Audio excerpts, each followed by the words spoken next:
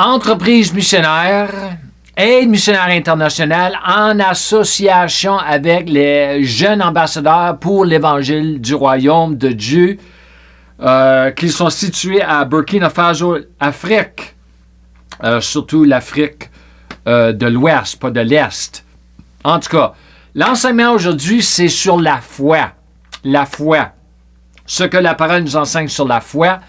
Alors, j'ai déjà fait un live stream et là, je fais la dernière production, la production finale dans notre petit studio avec le green screen. Alors, nous commençons ici concernant 2 mots grecs clés dans le Nouveau Testament concernant le mot foi ou le mot croire. Le mot croire, foi. Premièrement, nous avons, c'est Strong's Number numéro 4100. C'est le mot pistio, c'est le verbe. Alors, c'est l'action de croire, je crois. C'est différent de Strong's Number 4102, qui est le mot grec pistis, qui est le nom. C'est la foi, j'ai la foi. Je crois, mais j'ai la foi. Alors, ça aussi l'idée de croyance, confiance, fidélité. Alors, comme j'ai marqué ici, croire est quelque chose que vous faites et la foi est quelque chose que vous avez. J'ai la foi. Je crois. Un, c'est une action, l'autre, un verbe, et l'autre, c'est un nom. Alors, ceux d'entre nous qui sont nés de Dieu doivent voir et comprendre les choses du point de vue de Dieu. Ça, c'est très important, ça. Ça, c'est qu'est-ce qui manque beaucoup dans l'Église aujourd'hui. Alors, ici, j'ai marqué, nous avons de nombreux mots-clés dans l'Ancien Testament, surtout dans le Nouveau Testament, qui représentent ce mot-clé foi, tel que nous avons le mot croire, nous avons le mot faire confiance, adhérer à, s'attacher à, se reposer sur, dépendre de, être persuadé et être convaincu. Alors, ici, j'ai marqué, le Saint-Esprit veut apporter de la clarité à sa parole pour que nous pouvons ou puissions la comprendre pour nous-mêmes, premièrement. Il faut la comprendre pour nous-mêmes, ainsi que la faire comprendre aux autres. Alors, il faut faire certain que nous avons la vraie révélation, la vraie compréhension de la parole que nous enseignons. Parce que sinon, nous allons devenir des bergers qui ont des fausses doctrines, qui dirigent. Nous allons devenir des dirigeants qui ont des fausses directions, qui envoient les brebis dans les fausses directions. Et ça, nous allons donner un rencontre une journée au chef de l'Église et nous allons perdre des récompenses, toutes sortes de choses comme ça. Ici, j'ai marqué, afin de comprendre le vrai sens de ce mot « foi », nous obtiendrons beaucoup de révélations une fois que nous comprendrons l'antonyme ou le contraire, tel que le mot « incrédulité ». Nous avons le mot « doute » et aussi le mot « scepticism ». Je ne sais pas comment trop le dire en français. Hein?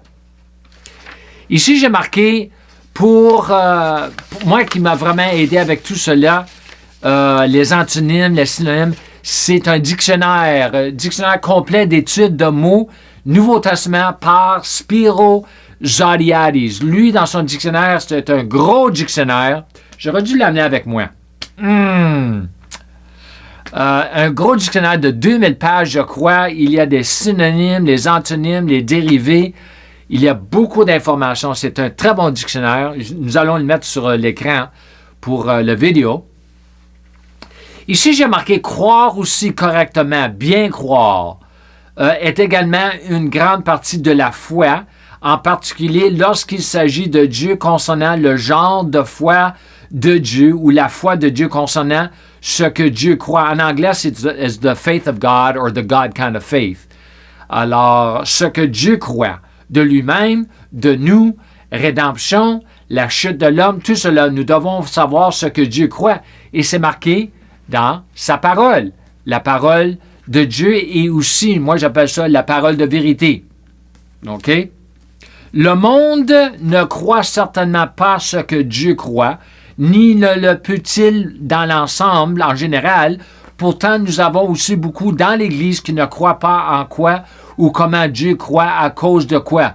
Premièrement, A, tradition et les doctrines confessionnelles, dénomination. B, faux enseignement, qui fait partie de cela, qui fait partie de A aussi. Et C, le manque de bien renouveler l'intelligence. Ça, c'est une grosse partie des problèmes que nous avons dans l'Église aujourd'hui. OK? Nous devons bien renouveler notre intelligence. Pas seulement renouveler notre intelligence, la bien renouveler avec la saine doctrine. Alors, si j'ai marqué, vous passez beaucoup de temps avec ce que vous aimez ou ce qui vous aimez le plus. Ça, c'est normal, ça. Si vous aimez les sports, vous allez passer beaucoup de temps avec les sports. Si vous aimez votre femme, vos enfants, vous allez passer beaucoup de temps avec votre femme, votre enfant. Si vous aimez Dieu et sa parole, vous allez passer beaucoup de temps avec Dieu et sa parole. Ça m'appartient, ça. Matthieu 10, 37-38, la preuve de ce que j'ai dit, celui qui aime son père ou sa mère plus que moi, Jésus parle ici, n'est pas digne de moi, et celui qui aime son fils ou sa fille plus que moi n'est pas digne de moi. 38, et celui qui ne prend pas sa croix et ne me suit pas n'est pas digne de moi. Alors ici, j'ai marqué les membres de la famille. Maman, les mauvaises priorités deviennent une distraction. Ils peuvent devenir une distraction. Parce que moi, ici, j'ai marqué « Je suis anti-distraction ». Je suis contre la distraction. Parce que le mot distraction, vraiment, c'est le mot distraction, c'est antichrist. Parce que la distraction, c'est fait de deux mots. Distraction. Alors, en anglais, c'est meilleur que le français, mais c'est hors piste.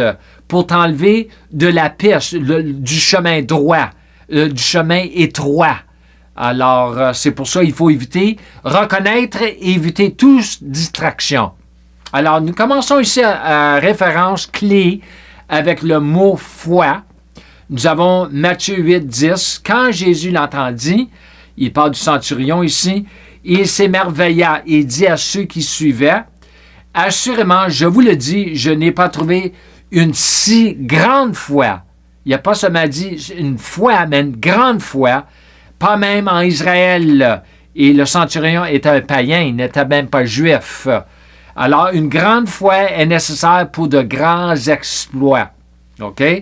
Alors, nous commençons avec pas de foi, et ça va à la petite foi et ensuite à une grande foi. Si vous prenez le temps de grandir votre foi, que votre foi va grandir comme une semence. C'est ce que j'ai marqué ici. La foi de la graine ou la semence de moutarde n'est pas une petite foi, mais une foi qui pousse comme une graine ou une semence de moutarde de la plus petite à la plus grande. C'est ça que Jésus parlait de quand il a parlé de la semence de moutarde, d'une graine de moutarde, de la foi comparée. Il ne parlait pas d'une petite foi, que la petite foi peut accomplir de grandes choses. Non, non, non, non. Lisez tout le contexte. Jésus n'a jamais rien dit de bon d'une petite foi. Il a tout le temps dit que ta foi, elle doit grandir, elle doit grossir. Alors, nous avançons ici avec Marc 11, 22, concernant le mot foi. Alors, Jésus répondit et leur dit, « Ayez foi en Dieu, ayez la foi en Dieu ou ayez la foi de Dieu. » Avoir la foi de Dieu, le genre de foi que Dieu a. Nous devons avoir la foi de Dieu parce que c'est seulement la foi de Dieu qui met Dieu à l'œuvre. Alors, si moi j'ai ma propre foi qui n'a pas la foi de Dieu, qui n'a pas ce que Dieu croit, Dieu ne peut pas agir. C'est pour ça que nous avons beaucoup de problèmes dans l'Église. Nous ne voyons pas Dieu agir comme nous voulons ou comme nous voudrons. Et Dieu n'a pas le problème. Nous sommes le problème. Nous devons se regarder. Nous devons se regarder à nous-mêmes parce que nous sommes le problème. Quand il y a un problème, c'est nous, le diable, mais souvent c'est nous, parce que nous avons l'autorité sur le diable. Alors, Romains 4, 19 à 20, 19. « Il n'étant pas faible dans la foi, concernant Abraham, il ne considérait pas son propre corps déjà mort car il avait environ 100 ans et il est mort du ventre de Sarah. Alors, ici, c'est marqué qu'Abraham n'était pas faible. Alors, ne pas être faible dans la foi, c'est être fort dans la foi. C'est une grande foi. Alors, Abraham avait une grande foi. Éventuellement, il a eu une grande foi. 20. Il n'a pas hésité à la promesse de Dieu par incrédulité, mais a été fortifié dans la foi, fort dans la foi, donnant gloire à Dieu. Alors, fortifié dans la foi, renforcé dans la foi, c'est être fort, c'est avoir une foi forte ou une forte foi qui nous rend fort. C'est ça qui nous rend fort dans un monde qui est plein de corruption, de ténèbres, de noirceur, tout cela. Une foi forte vous rend fort parce qu'une foi forte met Dieu à l'œuvre. Met Dieu à l'œuvre. Une foi forte vous permet de ne plus être ému par ce que vous voyez et ce que vous entendez. Alors ça fait partie de la marche de la foi et la marche de la vue. Une foi forte vous permet d'avoir la victoire pendant les tempêtes, la guerre spirituelle. Une foi faible vous rend faible et impuissant. Et c'est là que le diable peut vous dévorer. Alors, si vous avez une foi forte et une voix forte, moi j'ai une voix forte, si vous avez une foi qui est forte, ça met Dieu à l'œuvre et le diable ne peut pas vous dévorer. Il va essayer de vous dévorer, mais il ne peut pas vous dévorer. Romains 10, 17, ainsi donc la foi vient en entendant et en entendant par la parole de Dieu. Ici, nous parlons de les rémas. Les rémas qui font aussi partie de la révélation, les promesses de Dieu qui initient la foi de Dieu. Alors, quand Dieu te donne une promesse, cela te fait voir ce que Dieu croit. Alors, c'est là que tu dois changer ta croyance. Non plus croire ce que tu vois dans tes circonstances, mais croire ce que Dieu t'a promis pour que Dieu puisse l'accomplir et changer tes circonstances. Ça, c'est des choses que je ne comprenais pas du tout avant 2007. Alors, si j'ai marqué, nous devons apporter une réforme au message de la parole de la foi, parce que beaucoup les choses que moi j'enseigne sur la foi, le monde va dire, ah, lui, il enseigne concernant le message de la foi, le mouvement.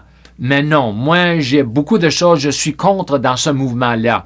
C'est pour ça que j'ai marqué, nous devons amener une réforme, apporter une réforme. Parce que le message de la parole de la foi, vraiment, la parole de la foi s'est trouvée dans Romains 10, 8. Mais que dit-il? La parole est près de toi, même dans ta bouche et dans ton cœur. C'est la parole de foi que nous prêchons. Alors, Paul en parle de cela, mais ce n'est pas exactement ce que nous enseignons aujourd'hui dans le mouvement de le message de la foi. 2 Corinthiens 5, 7, car nous marchons par la foi et non par la vue. Alors ça, j'ai pas vraiment le temps d'embarquer dans cela pour vraiment déballer tout cela. Il y a beaucoup à apprendre dans c'est quoi vraiment marcher par la foi et non par la vue. En tant que croyants, nous devons marcher par la foi, nous devons croire ce que Dieu croit, parce que nous sommes des croyants, nous nous appelons des croyants. Alors, si nous allons marcher avec Dieu, nous devons croire ce que Dieu croit. Parce que si je ne crois pas ce que Dieu croit, je ne peux pas le suivre, je ne peux pas marcher avec lui. Ceux qui sont nés de Dieu doivent croire ce que Dieu croit afin qu'ils peuvent marcher avec Dieu, puisque Dieu marche par la foi, donc nous devons ainsi. Il y a beaucoup de personnes qui ne croient pas que Dieu ne marche pas par la foi. Dieu marche par la foi parce que Dieu agit par la foi. Tout ce que Dieu a fait, tout ce que Dieu fait, tout ce que Dieu veut faire, c'est par la foi. C'est par la foi. Quand vous comprenez le mot foi et ce que la parole nous enseigne sur la foi. Éphésiens 6, 16. Avant tout, en prenant le bouclier de la foi, wow, la foi comparée à un bouclier, avec lequel vous pourrez éteindre tous les traits enflammés du méchant. C'est ça que j'avais dit. Vraiment, le diable n'est pas un problème. Il peut être un problème, mais il n'est pas le problème parce que nous avons été donné l'armure de Dieu pourquoi? Pour combattre le diable. Et une des parties de l'armure de Dieu, c'est le bouclier de la foi. La foi comme un bouclier pour mettre Dieu au travail ou à l'œuvre pour empêcher l'ennemi de travailler pour avoir la victoire et non la défaite.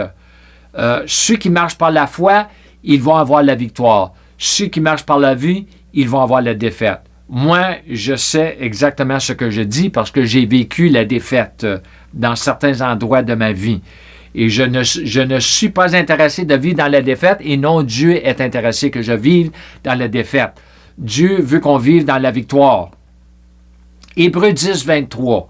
Tenons ferme la profession ou la confession de notre foi sans vaciller, car Dieu est fidèle ce qui a promis. Alors ici, la parole nous enseigne que la foi a une confession. Alors, le mot confession, c'est le mot homologie ou homologia.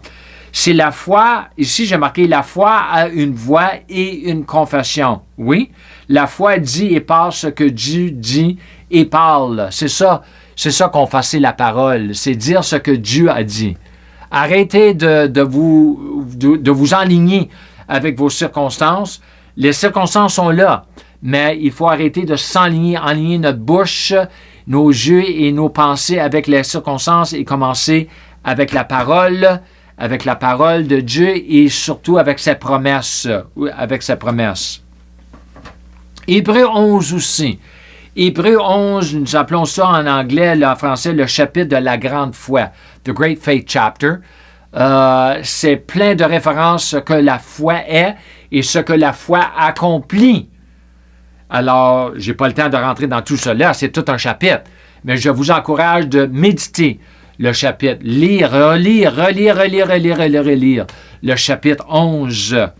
Référence clé avec le mot croire. Nous commençons avec Marc 5, 25, 36. Dès que Jésus entendit la parole prononcée, il dit au chef de la synagogue, « N'aie pas peur, crois seulement. » Alors, ici, j'ai ajouté à ce verset-là,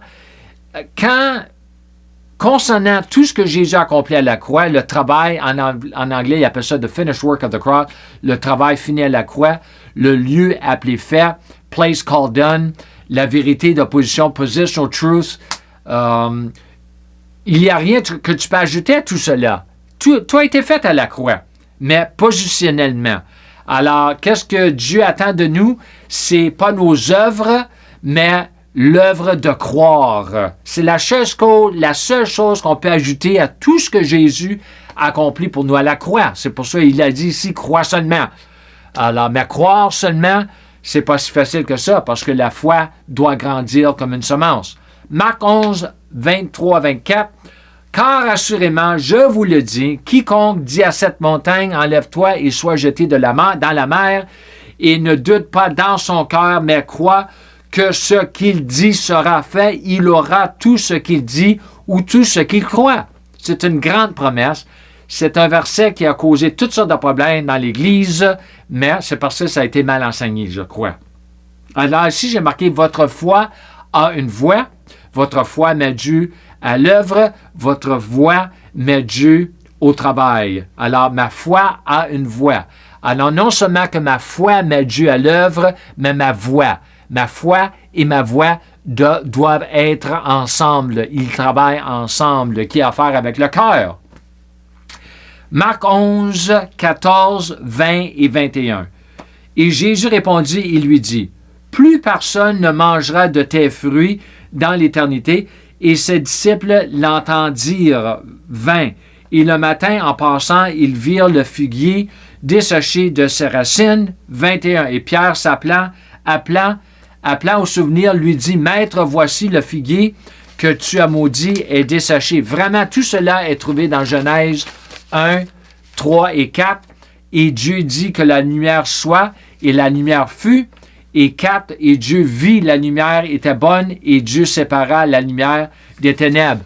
Alors Dieu a dit, et il a vu ce qu'il a dit, parce qu'il a accompli ce qu'il a dit, Et c'est la même chose avec Jésus et Pierre. Jésus a parlé au figuier, il a dit quelque chose, et le lendemain, Pierre et les disciples ont vu le résultat de ce que Jésus avait dit. Je me rappelle quand le Seigneur m'a fait voir cela pour confirmer que je dois opérer selon la foi de Dieu comme Dieu a opéré au commencement.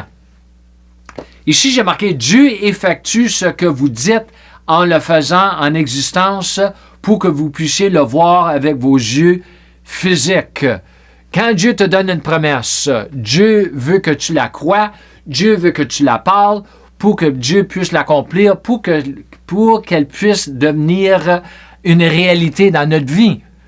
All right? 24. C'est pourquoi je vous dis, quoi que vous demandiez quand vous priez, croyez que vous le recevez et vous les aurez.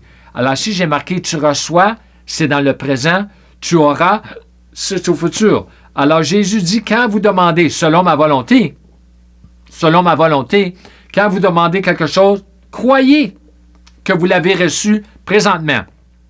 Le moment que vous avez demandé, selon ma volonté, croyez que vous l'avez reçu et vous l'aurez dans le futur. Romains 4, 17. Ici, comme il est écrit, je t'ai établi père de plusieurs nations en présence de celui Dieu en qui il croyait. Abraham, il croyait en Dieu, ce Dieu-là. Quelle sorte de Dieu? Le Dieu qui donne la vie aux morts. Il donne la vie aux morts. C'est vraiment quelque chose. Et appelle les choses qui n'existent pas comme s'ils existaient. Ça aussi, ça a causé toutes sortes de problèmes. C'est pas le verset qui a causé des problèmes. C'est une mal traduction ou une mal connaissance, pas bien compris, pas bien enseigné ce que vraiment Paul nous enseigne ici concernant Dieu, dans Romains 4, 17. Alors, nous finissons l'enseignement ici. Numéro 3, c'est les diverses références clés concernant l'enseignement sur la foi.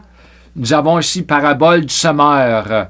C'est concernant comment la foi grandit comme une semence. Alors, nous avons Matthieu 13, versets 18 à 23, surtout, 31 à 33 et 53 à 58. Et ensuite, nous avons Marc, l'évangile de Marc, chapitre 4, 13 à 41, et Luc 8, 11 à 15 et 22 à 25. Nous tournons la page.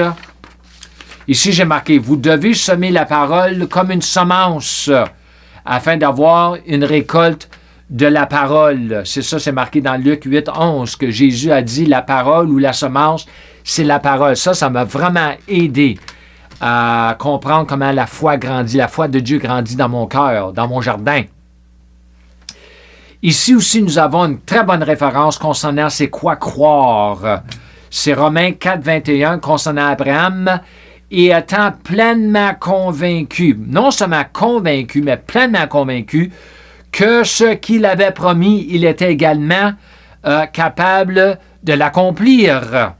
Alors, le mot pleinement convaincu, c'est ne pas être faible dans la foi, verset 19, et aussi pleinement convaincu, c'est l'idée de fortifier dans la foi, verset 20. Alors, trois fois, Paul nous fait référence à Abraham d'avoir une foi qui est forte.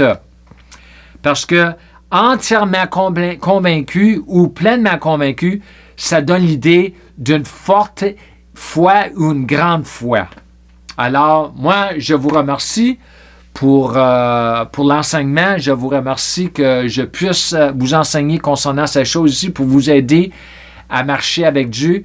Et comme je finis tous mes enseignements, je vous encourage de marcher dans la plénitude de la grâce de Dieu. Shalom et Amen.